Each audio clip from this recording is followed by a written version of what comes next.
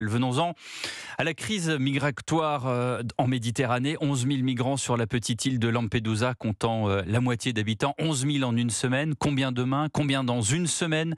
La crise migratoire amorcée depuis de longues années en Méditerranée atteint aujourd'hui un point marqueur.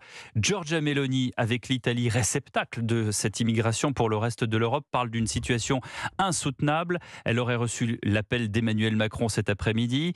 Les ministres de l'Intérieur de plusieurs pays majeurs de l'Europe, dont la France, se sont entretenus en visioconférence. Ursula von der Leyen doit se rendre sur place, accompagnée de Giorgia Meloni. Mais partons tout de suite en Italie, rejoindre le correspondant d'Europe 1, Antonino Gallofaro. Il faut savoir que avec l'évacuation, l'arrivée de migrants, eh bien, ça suscite la colère des habitants de l'île qui ont manifesté.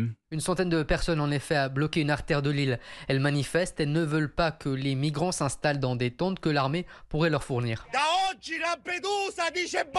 Aujourd'hui, Lampedusa dit stop. Nous ne voulons pas de centre d'accueil, pas de tente. Nous ne voulons plus rien. Et j'en ai marre de le répéter. Ce message doit arriver à l'Europe et au gouvernement. Les habitants sont fatigués. Cette voix énervée, c'est celle d'Attilio Lucci, l'adjoint du maire, membre de la Ligue. Ici, la manifestation devient politique en vue des élections européennes de l'an prochain. L'homme s'en prend à celle qui est normalement une alliée, la première ministre Giorgia Meloni. Elle se rend demain sur l'île avec la présidente de la commission, Ursula von der Leyen.